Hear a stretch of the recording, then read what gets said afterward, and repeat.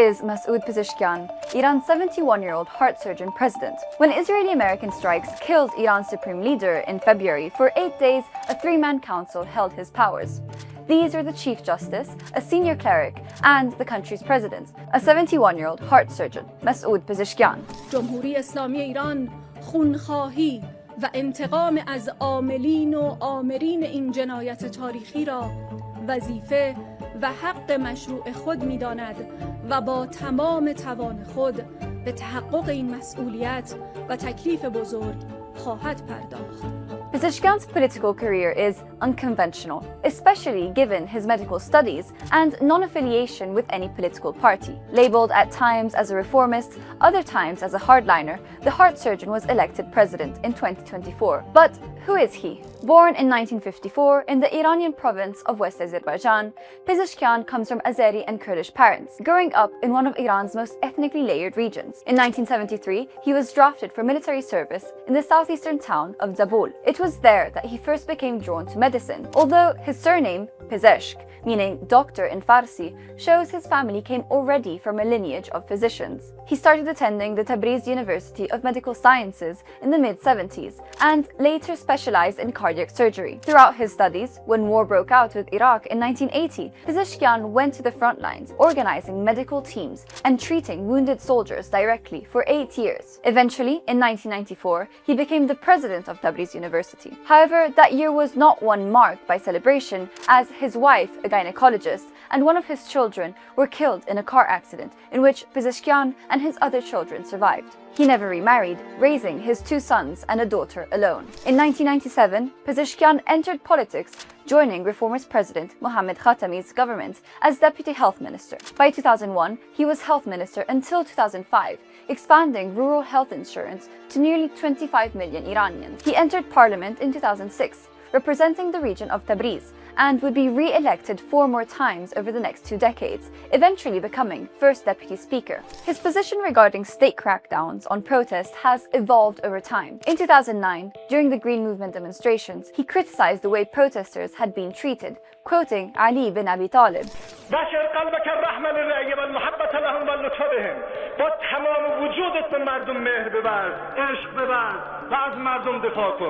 فلا تكونن عليهم سبعا زاريا تقتل واكلهم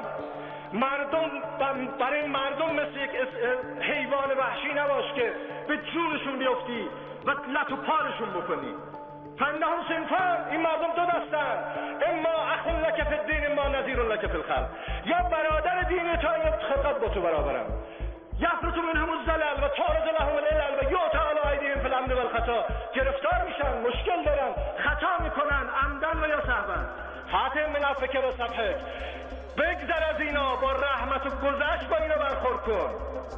This was an instance of rare rebuke from inside the system, which he repeated in 2022 during the protests following the killing of Mahsa Amini, who was detained by Iran's guidance patrol. همه باید بیان پاسخ بدن، نه اینکه برن اون دختر رو بگیرن کتک بزنن و بعد مثلا برنامه درست بشه که جنازه‌شو تحویل بدیم، بعدم نیم شفاف سازی بکنیم، هی بگیم آقا اینجوریه. از نظر پزشکی And after the protest at the beginning of this year, he made conciliatory remarks, accusing the West of interference, but still addressing the Iranian people's grief. He also admitted that when he was the president of Tabriz University, he had tried to impose mandatory hijab. Pezeshkian tried for the presidency twice before making it. First in 2013, but he withdrew, and in 2021, but was disqualified. His moment came only in May 2024, when former President Ebrahim Raisi died in a helicopter crash, leading to sudden elections.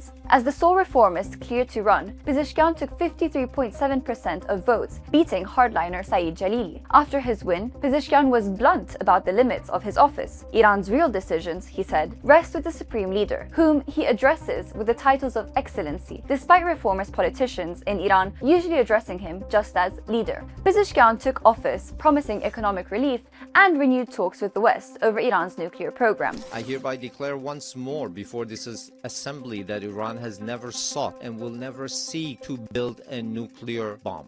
We do not seek nuclear weapons. This is our belief based on the edict issued by the supreme leader and by religious authorities. Pezeshkian had campaigned on re-engaging the West, but on the nuclear program itself, he held the same line as the rest of Iran's leadership. relationship, that Tehran wasn't building a bomb, but it would not give up its right to enrich uranium. Then, in March 2025, President Trump sent Khamenei a letter proposing new talks, backed by a 60-day deadline and the threat of military strikes if Iran refused. Indirect talks, mediated by Oman, opened in April 2025, described by both sides as constructive, but they collapsed in June after the IAEA found Iran in violation of its nuclear obligations, and Iran responded by announcing a third enrichment site. Then, when Israel launched the 12-day war, striking Iranian nuclear and military sites, reports also emerged that an assassination attempt had targeted Pezeshkian himself during the attack, which he survived. You all bore witness that this past June, my country was subjected to a savage aggression in flagrant contravention of the most elementary principles of international law. On 28 February 2026,